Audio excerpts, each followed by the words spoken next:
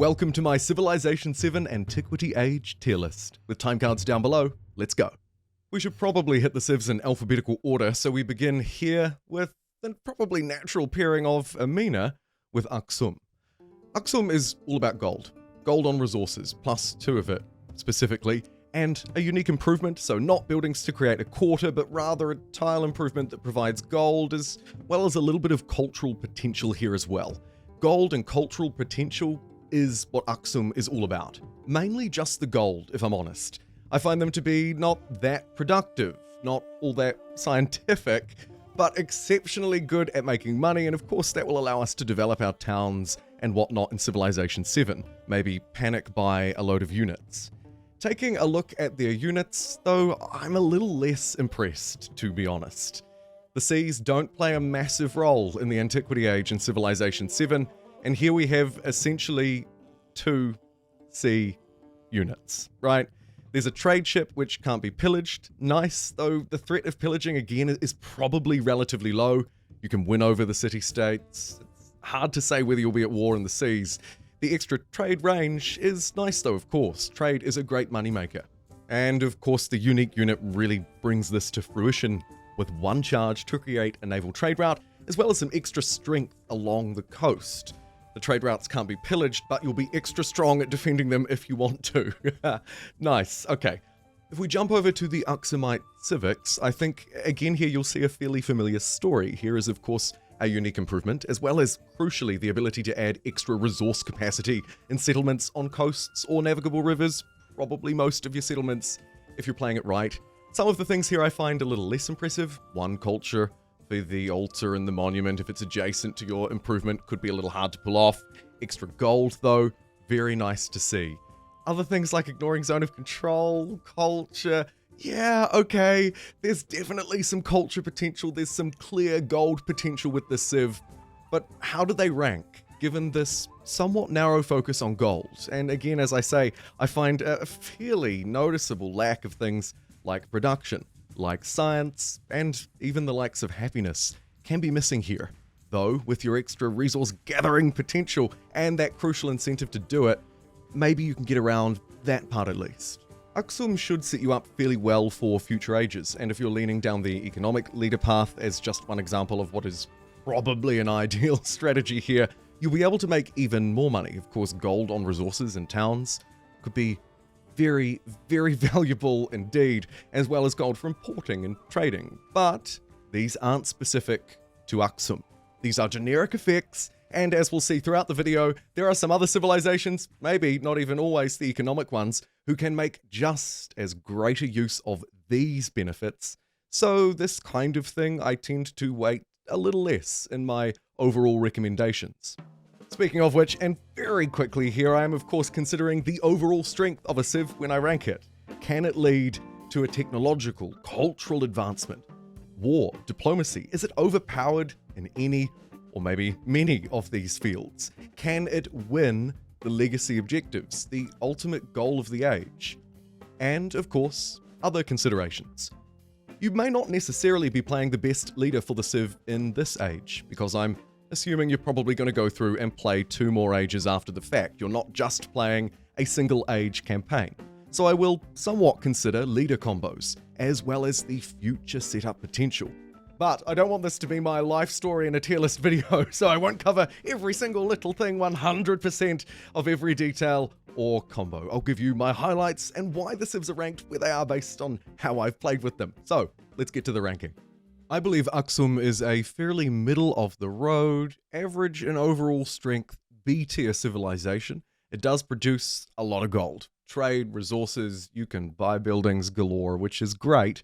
But other than that, I honestly don't really think it warrants a higher ranking. I tossed and turned with A a little bit, but settled on B. Next up, we have Carthage, the first DLC civilization for Civ 7, if we're not counting the Mississippians, the first post-launch DLC Civ. And of course, it's a very unique one. It can only have 1 city. Towns can't be converted. However, of course, you get this wonderful buy one, get one free deal on your trade units, your merchants, as well as your settlers, your colonists. Every time you create one, you get a second one. And this is really the strength, of course, of a Phoenician empire. Maybe paired with extra production in the capital for every town. But again, the pairings will ultimately be up to you. However, this seems like a decent one. But we also have to consider future ages. Of course, this is just one of 3 ages, so we'll be limited to towns this time. But next age, oh boy, you bet your backside we're going to be making more cities. Because of course, without the ability to build city buildings, some things can be hard to achieve. If I jump to the conditions, some of course a little easier than others. We can still conquer settlements. Culture though, 7 wonders, could be a little bit difficult.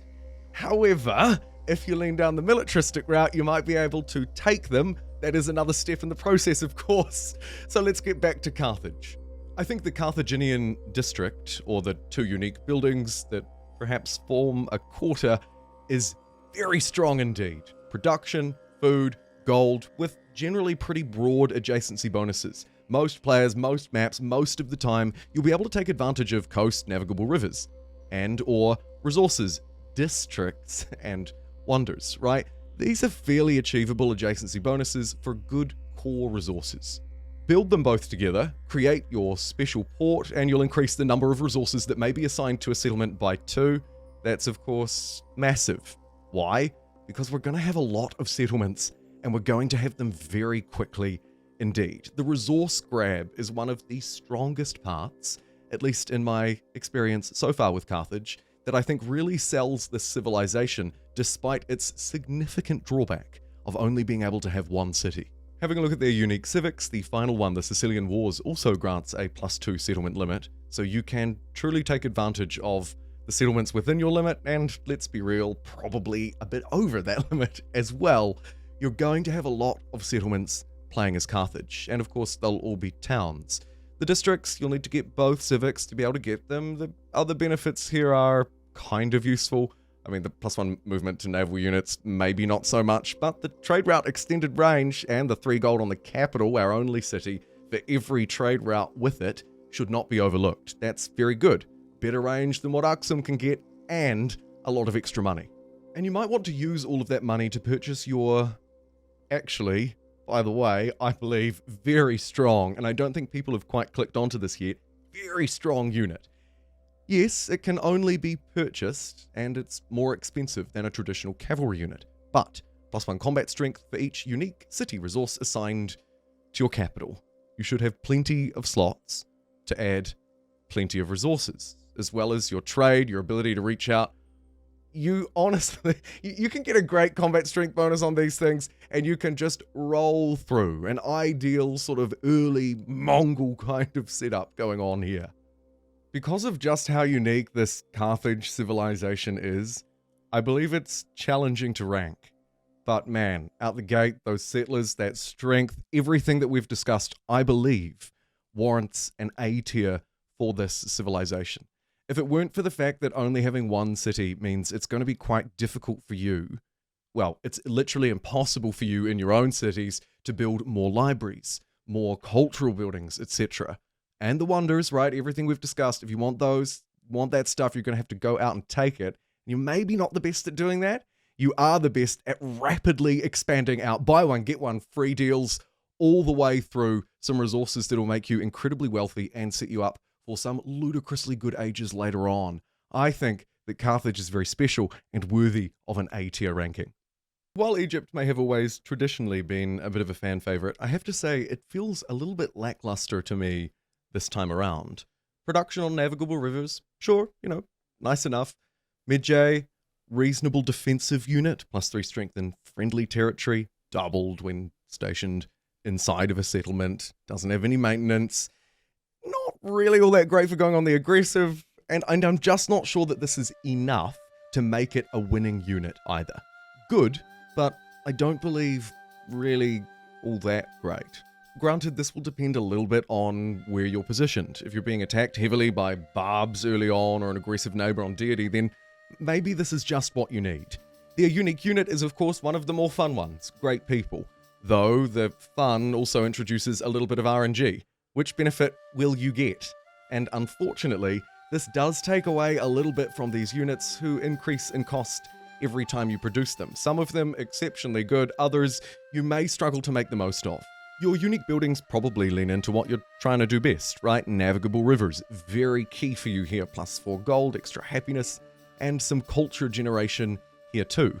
Outside of the base production that we get from navigable rivers, however, there is no production and also no science. And I think maybe, alongside the lack of food and therefore growth potential, this is the reason, really, that just lets Egypt down a little bit for me in Civilization 7. I find that these are good, but not great. There's nothing here that's really that overpowered. 100 gold when a wonder is completed, okay, nice enough, but I could be making nearly that much a turn anyway, right?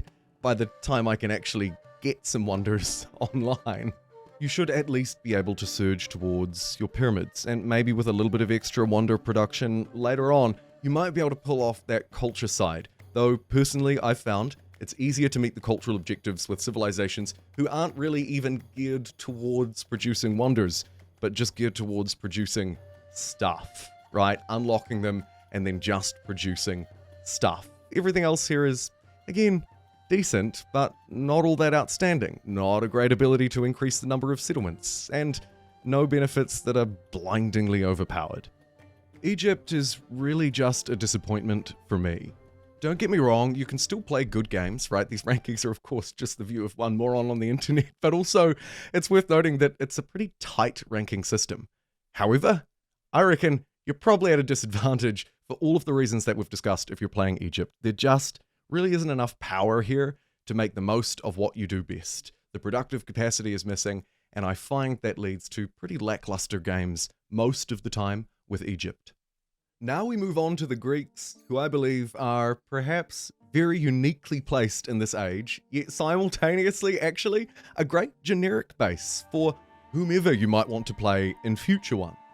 A nice little influential combo here for what is arguably the best, maybe the only civilization really in the Antiquity age that can generate good influence reliably and early. Influence is therefore very unique in this age, right? You might use it to win over barbarians, eventually taking their cities or at least stopping their aggression, and of course for those vital trade deals with other civilizations once you find some relationships to have. It's very strong, and the Greeks are uniquely placed to essentially have all the leverage here. All the deals, always in your control. This does also lean into war support as well, right? So it's your happiness or their unhappiness too. The Hoplite is a great unit that you can get out early. Great in the sense that it's pretty easy to use, 2 combat strength if it's adjacent to another Hoplite. Fairly easy benefit, +2 strength, get it out early and fight, right? And that's essentially the method to this madness. It's a diplomatic play, but also one of strength. Unfortunately, we face another, again, very fun, but a little bit RNG unique unit here in the form of great people. Take your pick out of this lucky dip, sometimes very strong. The unique quarter essentially provides us with even more influence, only if we place it on rough terrain though, do bear that in mind. A little bit of a qualifier, but it shouldn't be one that's too hard to get. Culture, happiness here as well. Thanks to your rapid influence generation, and again your very unique influence generation, you should be able to take advantage of this +2 gold on the Parthenon for each city-state that you're a suzerain of as well. The Greek unique quarter, of course, created by constructing, again, both of the buildings in one tile, creating that unique district. It's not a massive benefit in its own right, but there's a little bit of extra cash money, and generally pretty useful for a civ that is universally, I think, very easy to use, fairly powerful, and crucially very unique with its unique influence generation. I don't think, however, that the Greek unique civics are really all that much to write home about. Of course, it's worth bearing in mind for all of the civilizations that the traditions, the truly unique policies, are the things that will carry through into the next age as well. So there's a little bit of thought behind that going in the back of my mind here. Is that going to be all that useful to me? With the unique and influential flair of the Greeks, I believe that they also deserve an A-tier ranking. They are, however, unlike the Carthaginians, universally pretty decent, right? You'll be a little bit more flexible here. They are not ring-fenced behind one city or anything crazy like that. I think they're just generally a good civ that gets access to things you might not otherwise have, and you can play a very powerful game playing as the Greeks. Next up, it's China's ancient era civilization. It is, of course, the Han civilization. I believe one of the better ones in the game. They are generally perhaps more of a peaceful civ. Their unique unit, very good, right? Zone of control for a unique ranged unit, higher defense, plus 5 combat strength when attacking a unit adjacent to it as well. That's a very good bonus for a very defensive unit that's probably used to help defend your empire. Here again, we see another unique unit, Great Person Lottery, and a unique improvement this time around. It is, of course, the Great Wall. These segments, by the way, can be really outstandingly good at generating culture. You can get these yields up, of course. I've had mine around 5 or 6 or something like that without too much extra work. It's very good. Long-lasting as well. The downside is it can't branch or fork, and the game maybe doesn't always do the best job at aligning them. Although, maybe it's my fault, right? I'm building one here, and they're facing all different directions. But that does not affect the overall strength of Han. And I believe actually, really, the key thing comes with this 9 provinces, right? The capital and new towns gain an additional population with their first growth event. This lets you expand out very quickly, generating a lot of early yield, maybe twice as much in the first few turns, obviously, and going on to pick up those extra resources. You can grow very, very rapidly in this build. And while it may be a little bit slower to unlock than the Greeks who can gain their influence early on, it's worth noting that for Han, there's some reasonable influence generation. Of course, each civ has its unique wonder. Here we have Weiyang Palace, which will grant a nice little bit of influence too. And you'll notice a unique tree here in that there are 4 rather than 3, and it follows, of course, a slightly different structure. The Great Wall buried here at the start, alongside a nice little bit of extra science once you get your quarters online. So you need to grow, you need to start producing buildings, expanding quickly, and using that influence to offset any potential wars that might come your way, alongside that very powerful, unique unit with this very strong bonus, plus 5 additional combat strength when defending. So good at defending your rapid Han growth. Han is, I think, a great example of a civilization that grows and then shows you what they've got. There may be a couple of weak spots here around productive capacity, but with that rapid growth and again the ability to quickly land grab, which I do value, especially in the exploration age and the antiquity ages, right? Both the second and this first age are really land grab ages in a nutshell. Han's very good at doing that. Also just generically good at growing, increasing your yield, your food. I think, not to sound like a broken record, but again, worthy of an A tier. Don't worry, I will rank other things in other categories, I promise. We've just ran into quite a few A's to begin with. Hey you dear viewer, come here, I've got something to tell you, come here. I don't think Khmer is a very good civilization to play, unfortunately. I just think that this next entry on my tier list really is pretty lackluster across the board. There is no great ability, in my view, to generate almost any yield here, right? You see a little bit of food, okay, sure, +3 food, +1 on all food planes in the settlements, thanks to this unique building. That is good, right? Food generation is good. We need to grow. The unique merchant, a civilian who can establish a trade route to import resources, is immune to flood damage and ignores the penalties of being wet. This is wholeheartedly not significant to me, really in any way. The unique military unit, however, this unique cavalry, higher combat strength, slower movement, of course, it's a big elephant. Ironically, is the one thing that when I see it on the map, I go, oh great, I'm playing against Khmer. At least there'll be one easy opponent on the map. But it's ironic because militarism is probably your best bet alongside your growth, I suppose, thanks to the fact that this is at least a higher combat strength cavalry unit that also ignores zone of control and again is immune to flooding. Finally, of course, with districts not removing their natural yield from the tile, you may receive just a little bit more goodness from each one, and that is another small saving moment for what is otherwise, I believe, a very underpowered civ compared to the rest. You won't necessarily lose every game here, but really, I don't see it, eh? I just don't see it. One small other saving moment for Khmer is the fact that you can get the Angkor what? The what? Yeah, unlocked pretty early on, actually. And the +1 specialist limit on just one settlement, granted, agelessly, it's not a word, is quite good because you can assign specialists earlier and more of them moving forward in one key settlement. And everything else here, yeah, okay, cool. Leaning into growth, a little bit of codex support for the science, and of course, our unique improvement, as well as a little bit of extra combat strength to support our maybe fledgling attempt at militarism here too. Overall, I think Khmer does, unfortunately, despite a few unique little caveats, leave something to be desired.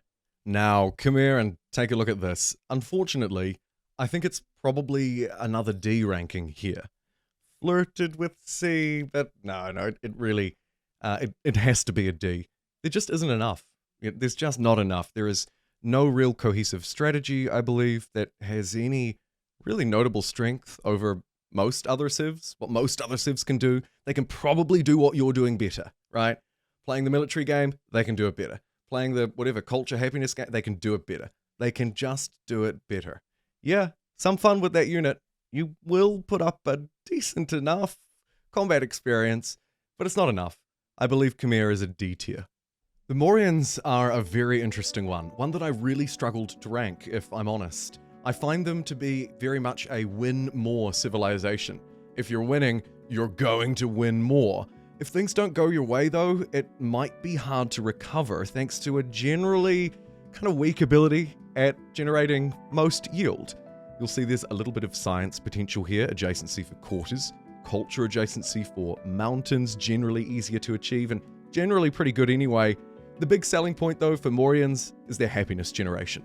They are truly the happiest civ in this age. You could debate the Greeks being the most influential. Maybe, you're playing as Han and you say, well, actually my influence generation's a bit better later on or what have you. But here, it's just happiness all round, right? Unique unit, settler, nice, capable of founding towns, of course, adding happiness to city walls. Extra happiness, 10% overall on the settlement with the unique quarter, building both of your happy buildings. It's just happy, happy, happy, happy, happy. And this will, of course, unlock your social policies, as well as whatever celebration event you've selected. You should be able to chain these a lot, right? Not quite stacking them back to back to back, but maybe getting kind of close. As the settlement limit affects happiness, there is potential for a massively happy build like this one to essentially just ignore it altogether. Just go ham. Will there be the land to do that though in this age? Is something that you have to strongly consider. If you're up against maybe Rome or Carthage or even just other civs, you're going to be competing for real estate, and the civs in this game are pretty aggressive in how they settle.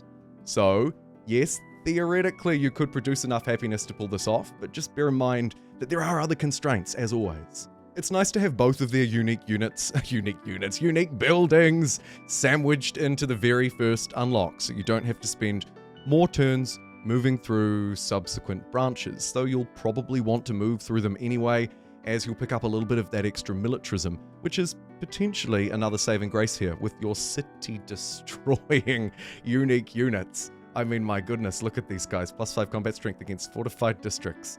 That's the elephant you want. Probably. Though important to note that, again, it's kind of a win more thing, right? If you're struggling, if war is declared against you, then this is just a cavalry unit that ignores zone of control. It's just a horse that looks like an elephant. So, again, little caveats applied throughout these benefits, I believe. Just in this special case for the very happy Mauryans. When it comes to placing the Mauryans on my growing tier list, honestly, I really struggled to place them. They are maybe better than I give them credit for, right? I'm a little hesitant. But again, I think it's a below average performance here, most of the time, and worthy of a C ranking. Now we move on to the very lengthy, and spoiler alert, if you didn't already know, very powerful Maya Empire. Look, at all of this stuff. Oh my goodness. But in reality, of course, it's fairly straightforward. Militarism comes early to you. A unique unit ignoring vegetation. Vegetation, of course, a common theme here. Your unique scout is essentially kind of like a warrior, right? And it places those very cool little jaguar traps on the map. A nice fun factor element here for the Mayans. Really though, the fun factor probably comes with your scientific generation. Not only does the palace gain a little bit of science for, again, vegetated terrain, should be plenty of that around you, but when it comes to these unique buildings and the quarter effect, I think really this is what sets the Mayans apart. Taking a look at the buildings, of course, they provide happiness, and this monster provides 4 science, as well as 2 science if placed on vegetation, and an additional 1 for adjacency to wonders. Combine that with a bit of happiness and fairly easy cultural adjacency with the quarters, and you've got a hugely powerful quarter that in of itself provides you with what is maybe one of the better benefits. Every time you research a technology, the settlement gains production equal to 15% of its cost.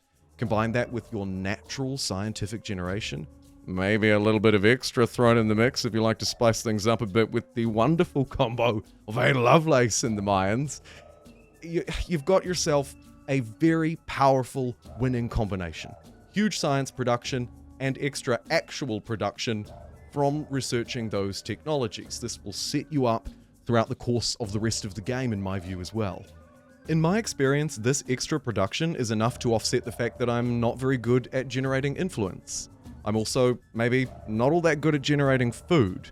I think that this thing really is just key, right? And then you've got nice little extras to add on as well at the end of the tree here. After researching a tech, gain culture equal to its cost. After studying a cultural civic, gain science equal to its cost. It just kind of feeds into itself.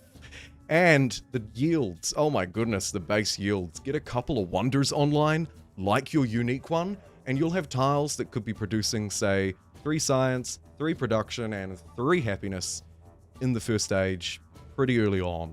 And as base yields, these can very easily stick around as well. This tradition will serve you very well, at least in my experience, as you move through the game. Given all the gushing I've done over the Mayans, it should come as no surprise to you that Maya is our first, woohoo, C-tier, no, S-tier civilization! We are absolutely placing them at an S. In fact, if this handy little chart had an S+, I might just place them there. I believe that the Mayans, their wonderful district, their insane science, these guys are the unexpected scientific hero of the age, and that will lead to all sorts of other benefits. I think they're a super strong S-tier civilization. Next, we return to a DLC, an extra civilization. It's the Mississippian civilization. And I feel if I was just rating them by fun factor, the fun factor here would be fairly high, right? You've got Burning Arrow, your unique ranged unit applies burning status to tiles. Bombard strength and strength against siege units. Okay.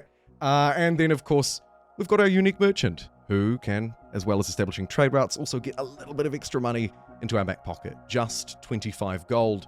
I don't rate this very highly at all. 25 gold may make a difference early, but it has to be pretty early. You might not even have it early enough to where 25 gold ought to be making a difference. I just don't think that's enough, really, to really even call that all that unique. Unfortunately, a bit of a letdown. But the fun factor is there with the fiery bows nonetheless. Of course, we have a unique building this time around, an improvement. Ageless, providing a little bit of gold and food for each adjacent resource, and that resource adjacency bleeds through up here as well, of course, with all buildings receiving +1 food adjacency for resources. You can get this online early, and food is great for growth. So, one thing the Mississippians absolutely have going for them is they are one of the more growth-oriented, food-oriented civs, though I do not believe that they can realistically quite shape up and compare with the likes of Han. So if we're ranking them purely on that, you probably want to go for the Han build most times over this one, I would say. There's just not quite enough power here. There's just not quite enough universal goodness here. Yes, food and gold can be used to grow and expand, but I need more, unfortunately. I just find myself needing a little bit more here. The Mississippian unique civic tree is an interesting one. It does present, I believe, an opportunity to actually gain a little bit more, but it does tend to just be more money. More resource capacity, great to see, gold and happiness from imported resources, as well as all buildings receiving gold adjacency from resources. So resources are key. And we have high food, so we can at least grow out and grab them within our existing settlements at a reasonable pace. And that is something that the Mississippians absolutely have going for them, though some of the stuff here is maybe not quite as useful. Here, trade is absolutely your friend, and given your relative weakness and juicy cities that grow fairly rapidly, war is probably your enemy. And with not a lot of way to generate influence, you might struggle on higher difficulties to make the Mississippians just work. Ranking the Mississippians turned out to be, I think, probably the first or second most difficult decision for me. Again, kinda struggle to place them. Food shouldn't be overlooked. Food and productive capacity will drive cities. Food is one of the reasons, and growth is one of the reasons why I think that Han deserve an A tier. I don't think the foodie experience with the Mississippians is necessarily quite as good, or at least I should say, actually, let me clarify, the overall growth experience may not be quite as good, but I think they're kind of a generically good, maybe a middle-of-the-road strength civilization, and it's for that reason that I'm placing them here at the B tier. The Persians are a very interesting one. I liken them a little bit to the Greeks in their ability to do one thing quite well and quite uniquely. However, the downside here is you don't see a lot of resource generation, right? Our unique building, for example, it's a tile improvement, ageless, just provides +1 culture and gold. Probably nothing to write home to your mum about, let's be real. However, it's militarism that the Persians are about, and alongside their rampant ability to ramp up their settlement cap, it's the militarism that will probably need to drive a Persian game. Infantry units receive +3 strength when attacking. Your unique infantry unit therefore gets that effect.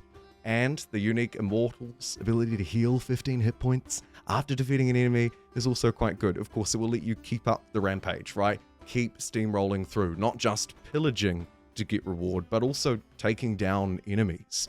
Your unique commander starts with initiative.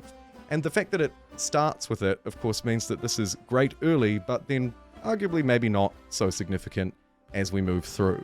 You maybe don't really notice that by the end of the age, where most commanders of capable players anyway will have promotions like these. The simplicity of the Persians carries through into their tree. It's just a straight line with a couple of mastery options to increase the strength of our units even more. Settlement limits as well here too.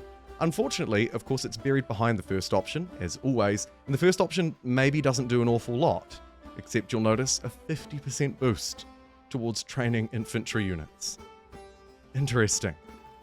Very interesting. Then I get my uniques and more support should I choose it, and finally, 5 gold for every different civ you've captured from. This will be very game dependent. You're probably only likely to maybe get something like 15 gold out of it if you've spread yourself fairly thinly across this early continent. The benefits here, therefore, don't blow me away, but they do point me toward the Persians being very, very good at just one thing, and I think that's quick militarism. It's not just the militarism, but the pace of it. Ramping up the production of your unique infantry unit very early on. And you probably need to make the most of that, right? I would highly suggest perhaps the most specialized play of any civilization that we have and will discuss with the final one in this video. You need to go hard aggressive early and overlook some of the things that you might normally consider to be a priority, I believe, to truly take advantage of the rampaging, powerful, and fast Persian Immortal. It is a quick military game that will win you the game as Persia. Otherwise, it's really not going to be all that great for you, I don't believe. I believe it's the sheer military aggression and this early aggression for the Persians that actually make them a much better civ than might first appear. This is perhaps especially true thanks to the the fact that we're in the Antiquity age. While it's been a limiting factor for some of the other civs, this time around it really pays dividend. Cities are most likely to be at their least defensible level in this age. A lot of the time, the settlements that the AI is rapidly expanding out and placing won't have walls at all. You'll be able to walk over them very easily, and if you're playing it right, faster than anyone else will be able to. So the penultimate, Persia, where are they placed? That's a lot of P's in one sentence. I think they're probably placed a little higher than what people might expect. I think the Persians are uniquely placed to be an absolute quick military powerhouse. And it is all about tempo, right? Order matters. Combat, fighting, strength, all of that is relevant, but how you go about your campaigns with Persia matters more than any other civilization. And if you're conquering cities and settlements, you'll absolutely be able to set yourself up well for future ages, so don't worry about that while you're doing the fight, so long as it's going your way. I think, long story short, Persia deserves an A-tier ranking. Specialized, right? You do need to play a certain way, in the same way that Carthage mightn't really be able to build 7 wonders in its one city. Persia must go out and fight. It is not generic so much like the two civilizations currently in between, but it is, I believe, unparalleled in their early military strength, and therefore, most other things being equal, the Persians will dominate. And finally, we move on to the civilization I first played. My first game in Civ 7 was with Rome, and of course with Augustus. But he's not the focus of this tier list video. That's a completely different can of worms we're not going to open. What do Rome do, and why do I think they generally deserve a very good ranking? I think that Rome is a great all-round contender, quite genuinely. You'll notice a few different yields here, from happiness to culture, gold to influence, though 2 of these are of course ring-fenced behind the adjacency bonuses. It's a good broad canvassing of resource, and crucially, a little bit of influence to help our war support, which we may very well need. The culture generation from districts in the capital, just all districts, as well as city centers and towns, combos very nicely with the unique Roman quarter, right? Constructing this forum, the Basilica, Temple of Juniper in the same district, gives you +1 culture and gold for every unique policy, unique tradition. And this very interesting looking tree will be the focus of a lot of your civics research, I'd say, right? Because the temple is stuck here, as well as a bit of production towards military units for every town. That's where that is laden. Then you have your Basilica, training units, gives you a bit of culture, nice. We move through, we buff our towns even more. And now when we found them, they start to produce a free infantry unit. This is good, though I find sometimes I can't quite get there quick enough to make the most of it. I might already be warmongering by now. And finally, more increase to the settlement limit, not to be overlooked, but also the general ability of a civ to create or capture settlements also needs to be stressed here. Something that the Romans are very good at. The Colosseum also happens to be one of my preferred wonders. And if you didn't like that culture or gold or what have you, the Legion, very good, backed up by a commander who is also pretty good. Though the unique ability to create a settlement requires 3 levels, and this means it happens a bit later in the piece. There's absolutely strategic value in this. As you march across, you might need a base of operations, quickly pull up a fort town and heal like there's no tomorrow. Or maybe there'll be resources to grab, right? I'm not saying it's completely useless, but it does arrive a little bit late. More experience is therefore needed to get this online as quickly as possible. So, warmongering is absolutely a viable option here. +2 combat strength for every tradition also puts even more of an emphasis on getting your culture online quickly and moving through your unique tree while you play as the Romans. I think they're really just an all-round good civ. They generate most, not all, but most yields. And if you focus on producing science and capturing cities, again, probably fairly quickly, and high-value ones that aren't defended, I think that the Romans are great. I also think that they generally set you up for great future ages, fairly flexible future ages. When people say to me, which Civ should I play? I haven't played much Civ, or I don't really know the game, it's new to me, whatever it may be, I often say Rome. Rome is a pretty good, playable, all-round, strong civilization in this game. And my final ranking. Thank you for making it all the way to the end. Even those of you who used my convenient time cards to just skip through. Yeah, those little viewership bars are always pretty funny to look at in videos like this.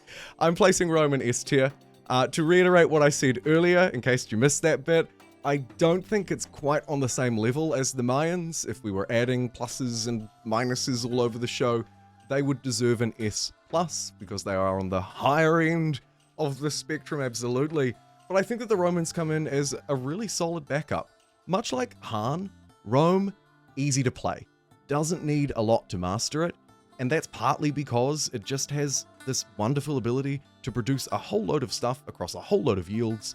You've got great towns, great settlement, great expansion capacity, good cultural yield, powerful traditions, and a good unique unit, and a commander who can settle. It's a whole load of little things that come together, I believe, to create a really well-rounded package in the Romans. Completely adaptable, easy to play, not hard to master, and strong mostly across the board. And that brings us, of course, to the end of the video, the end of the current Antiquity age at the time of recording.